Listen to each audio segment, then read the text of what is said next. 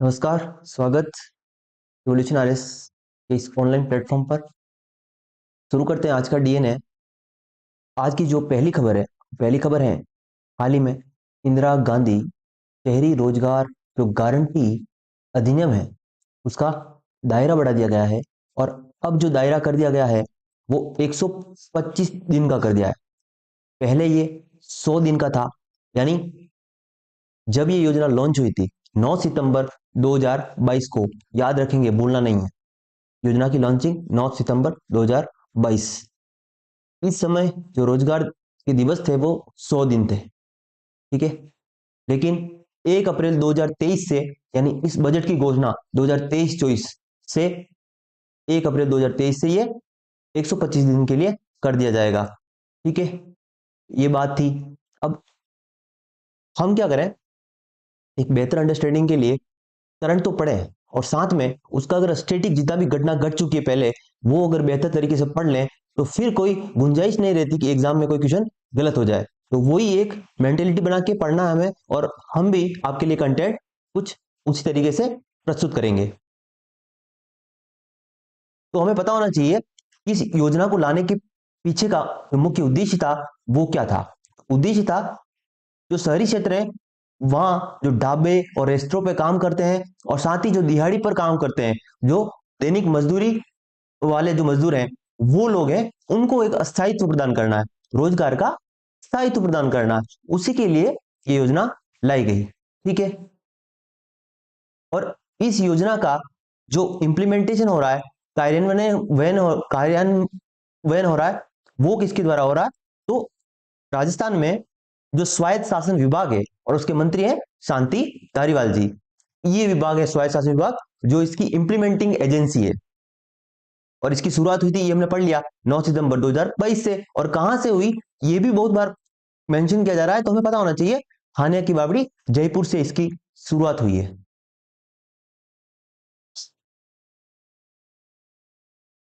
साथ ही हम देखें कि इसके तहत पहले 100 दिन का रोजगार था, अब 125 दिन का कर दिया गया है। और इस योजना का लाभ लेने के लिए हमें जन आधार द्वारा पंजीकरण करना पड़ेगा। देश की सबसे बड़ी शहरी रोजगार गारंटी योजना है, और इसमें प्रवासी मजदूर भी शामिल है। यानी दूसरे राज्य का कोई आदमी है, मजदूर है, तो वो किसी दूसरे शहर में जाकर काम कर रहा है, तो वहां पे उसको इसका लाभ मिलेगा। इसकी मजदूरी दरें हम देखें, जो इंदिरा गांधी शहरी रोजगार गारंटी अधिनियम है उसकी मजदूरी दर देखें हम, तो अकुशल श्रमिक को 259 रुपए प्रतिदिन मिलेंगे। वहीं अर्धकुशल की मजदूरी 271 रुपए प्रतिदिन है।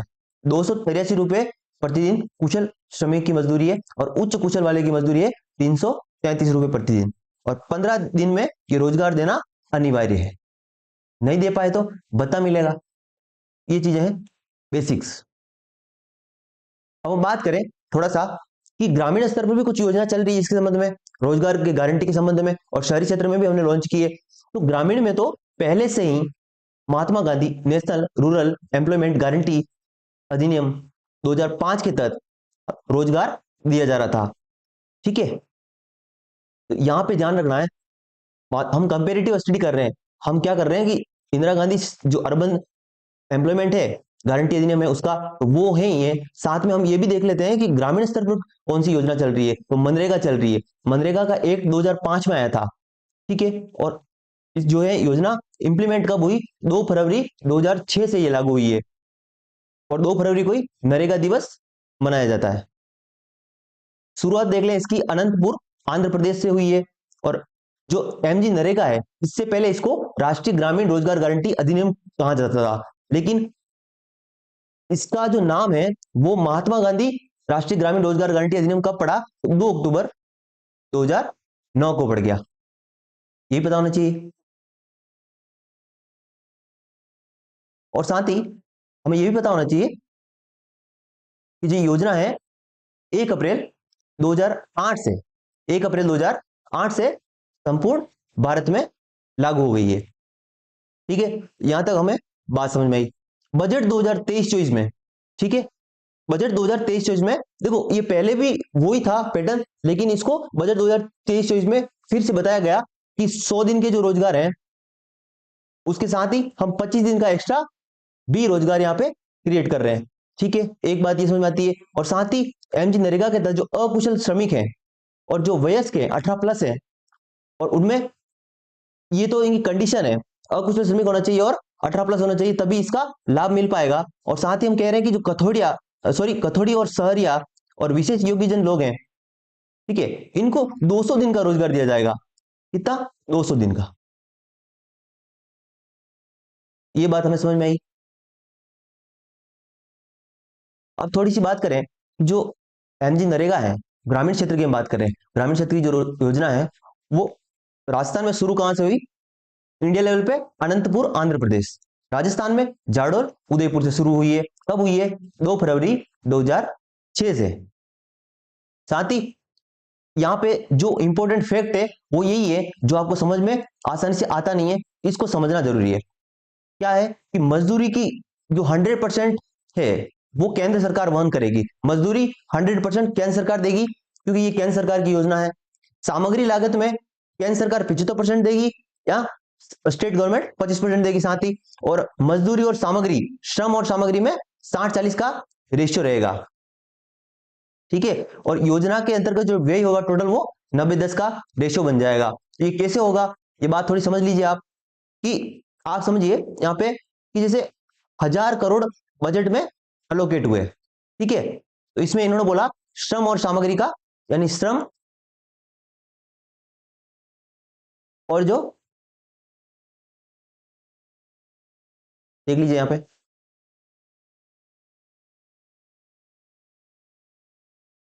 यहाँ पे देखिए, अगर बजट में मैंने 1000 करोड़ का अलोकेशन कर दिया, तो यहाँ पे श्रम और सामग्री का रेशियो जो है वो कितना है?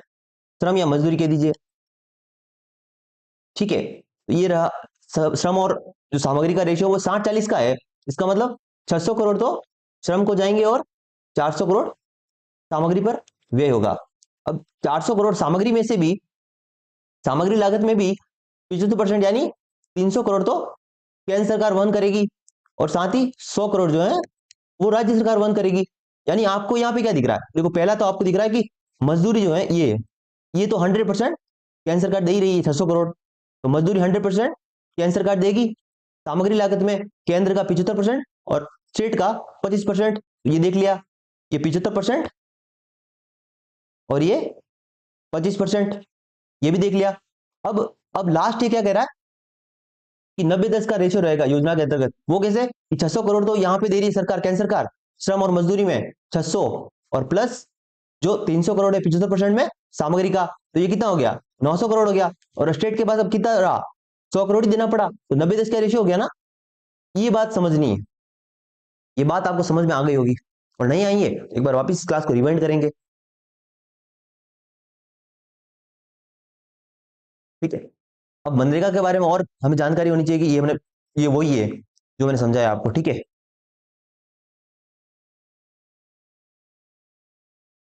अब हम थोड़ी सी देख लें, जो हमें इंदिरा गांधी शहरी रोजगार गारंटी अधिनियम के बारे में देखना था, तो वो कंपेरेटिव स्टडी कर रहे थे। तो इंदिरा गांधी शहरी रोजगार गारंटी अधिनियम, इसकी घोषणा बजट 2022-23 में हुई थी। शहरी बेरोजगारों को रोजगार प्रदान करना इसका मुख्य उद्देश्य है। 100 दिन का रोजगार पहले प्रदान किया जाता था, अब बजट 2023-24 के अंतर्गत इसका 5 अप्रैल 2023 से 125 दिन का रोजगार दान किया जाएगा। ये बात समझ में आई? फिर इस बार 100 दिन का जब रोजगार क्रिएट कर रहे थे हम पिछले बजट के अनुसार, तो 800 करोड़ का व्यय आ रहा था, अब 1100 करोड़ का और एक्स्ट्रा व्यय आएगा, क्योंकि 25 दिन का एक्स्ट्रा रोजगार दिया जाएगा। शामिल वर्ग इसमें कौन से हैं? तो युवा, वयस्क 18 से 60 वर्ष के युवा इसमें शामिल होंगे, और कुछ अकुशल होना चाहिए।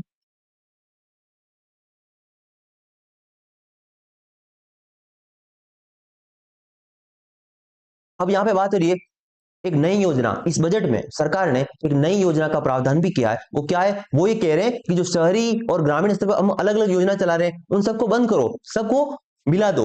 जैसे हम कहते हैं ना, समान यूनिफॉर्म सिविल कोड की बात करते हैं हम, समान नागरिक संहिता, वैसे ही कुछ यहाँ पे भी, जैसे सभी योजना जो अलग अलग चल रही है उनको अलग अलग न चलाकर उनको एकीकृत कर दे, और फिर क्या करें, सभी रोजगार गारंटी योजना को समाहित कर दें, और फिर उनके लिए 125 दिन का वार्षिक रोजगार सृजन किया जाएगा। और वृद्ध, दिव्यांग और एकल महिला, भले विधवा हो, ठीक है, वो इसमें शामिल हो जाएगी। उनको 1,000 रुपए प्रति माह भत्ता दिया जाएगा। इस योजना का नाम होगा महात्मा गांधी न्यूनतम गारंटी इनकम योजना। ये बजट 2023-24 की है और ये अलग है बाकी सबसे। इस बजट में इसके लिए 2,500 करोड़ का व्यय होगा।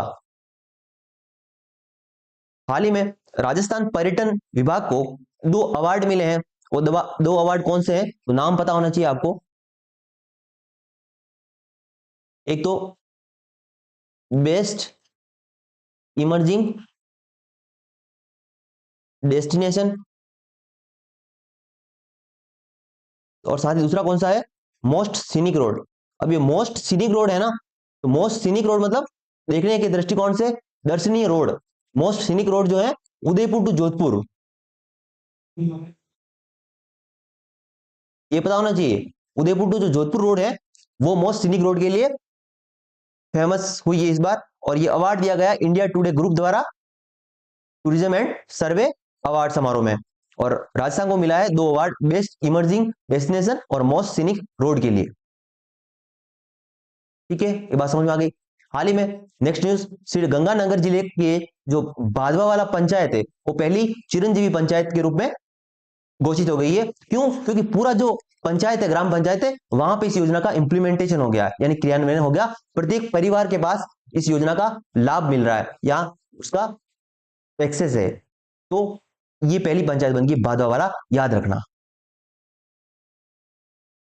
हम थोड़ा सा देख लें, इस योजना जो है मुख्यमंत्री चिरंजीवी स्वास्थ्य बीमा योजना, इसकी शुरुआत हुई थी 1 मई 2021 से।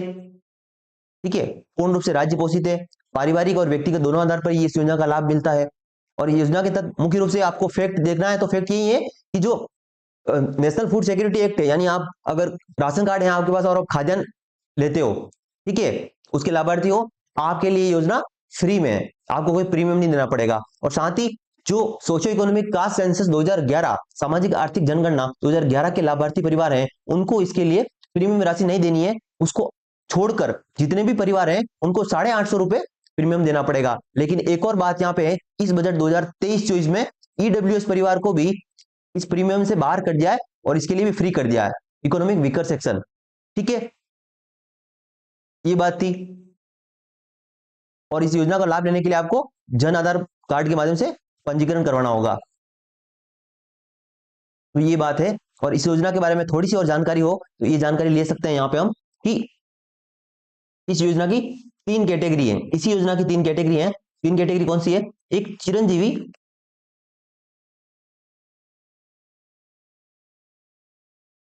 स्वास्थ्य बीमा है, एक चिरंजीवी दुर्घटना बीमा है, और एक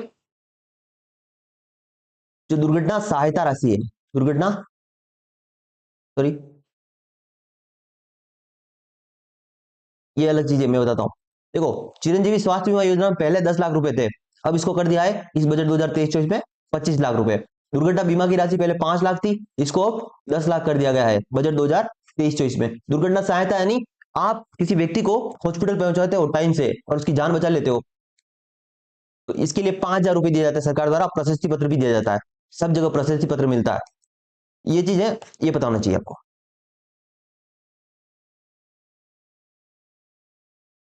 इस योजना के तहत हेल्थ पैकेज 1597 है, चिरंजीवी स्वास्थ्य बीमा योजना के तहत। नेक्स्ट न्यूज की बात करें तो महात्मा गांधी जो ग्रामीण रोजगार गारंटी अधिनियम है, ठीक है, जो मनरेगा है,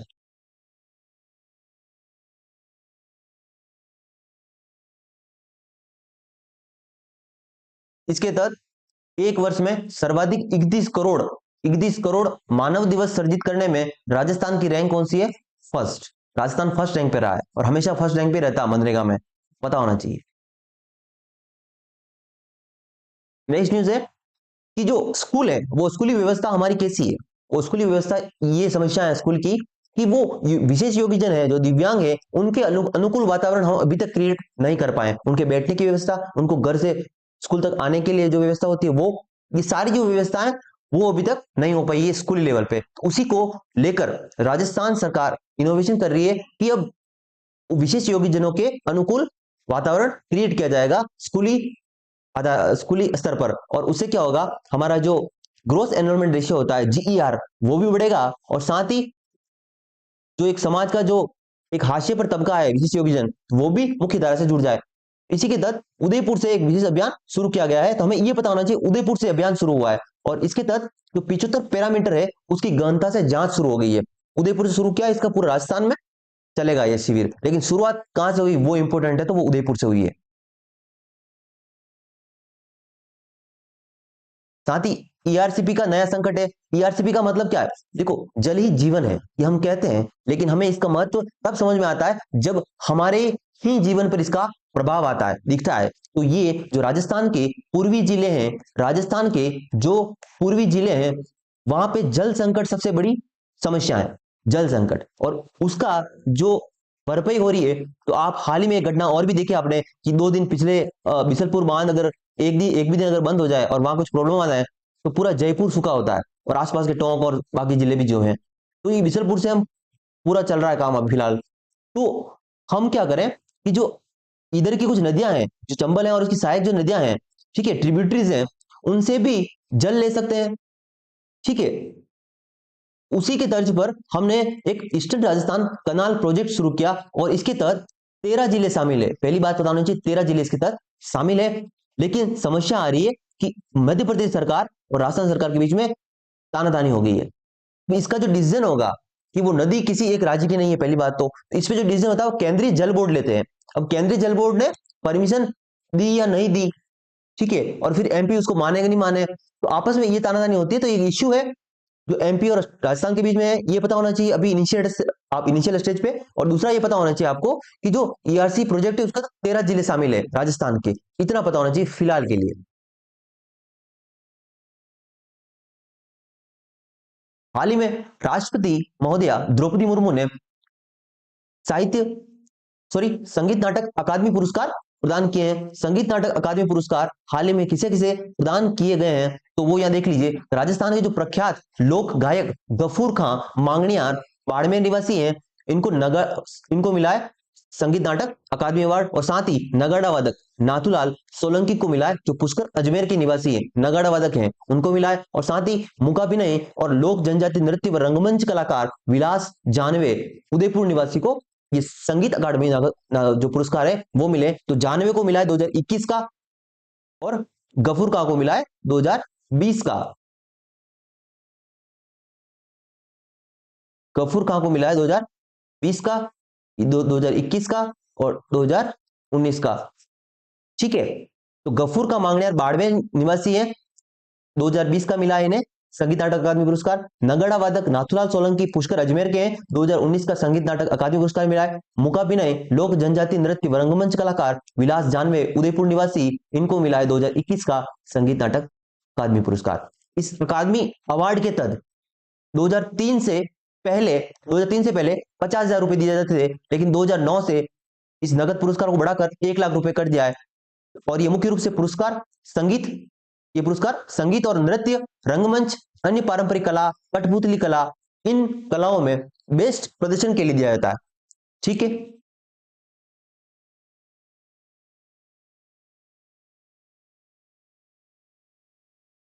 हाल ही में एशियाई लोन बॉल जो आयोजन हुआ उसका मलेशिया में, और 14वीं एशियाई लोन बॉल चैंपियनशिप थी।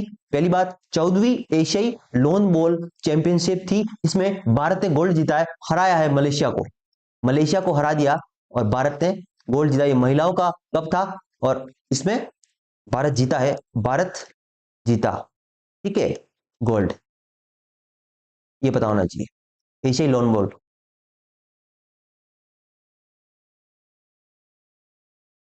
साथ ही हाल ही में हमने ये भी बात की थी वैसे कि गांधी के जो विचार है उनको समाज तक पहुंचाने हैं, उनके विचारों पर समाज चले, ताकि एक प्रगतिशील समाज, ठीक है, उस बनने की ओर अग्रसर हो। उसी के विचारों को बढ़ाते हुए आगे हम क्या कर रहे हैं, एक तो जो हरिभाऊ उपाध्याय नगर है, वहां पे गांधी स्मृति उद्यान हरिभाऊ उपाध्याय नगर अजमेर, वहां पे गांधी स्मृति उद्यान का लोकार्पण हाल ही में किया गया। और साथ ही कुछ अन्य जिले जैसे भीलवाड़ा में भी गांधी की मूर्तियां हैं, उनका भी उद्घाटन किया गया है वर्चुअल रूप से मुख्यमंत्री अशोक गहलोत साहब द्वारा। और साथ ही शांति एवं अहिंसा विभाग की जो वेबसाइट है उसका भी अनावरण किया गया है, उसका भी अनावरण किया गया है, ये पता होना चाहिए हमें।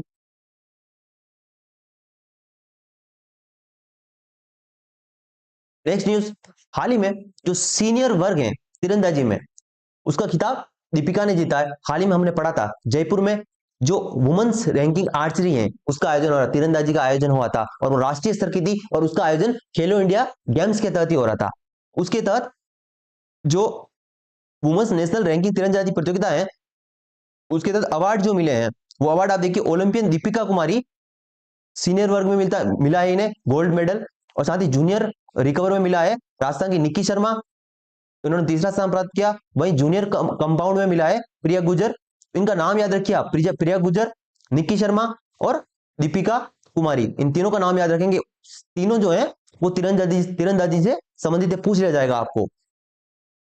और सब जूनियर रिकवर में राजस्थान की खुशी कुमावत, इसका भी तीसरा स्थान है, ये पता होना चाहिए। और ये जो था हमने न्यूज पहले कवर की थी इसको कि खेलो इंडिया गेम्स के तहत राजस्थान के जयपुर में वुमेन्स रैंकिंग आर्चरी का आयोजन हो रहा है, तीरंदाजी का आयोजन हो रहा है, तो उसके तहत जो अवार्ड्स मिले वो ये समापन भी हो गया और अवार्ड भी मिल गया दीपिका कुमारी को, निक्की शर्मा को और साथ ही प्रिया गुज्जर को, ये पता होना चाहिए। आज के लिए इतना ही दोस्तों, आई होप आपको न्यूज पसंद आ रही है।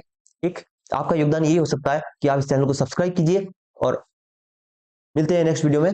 आज के लिए इतना ही, धन्यवाद, जय हिंद, जय भारत।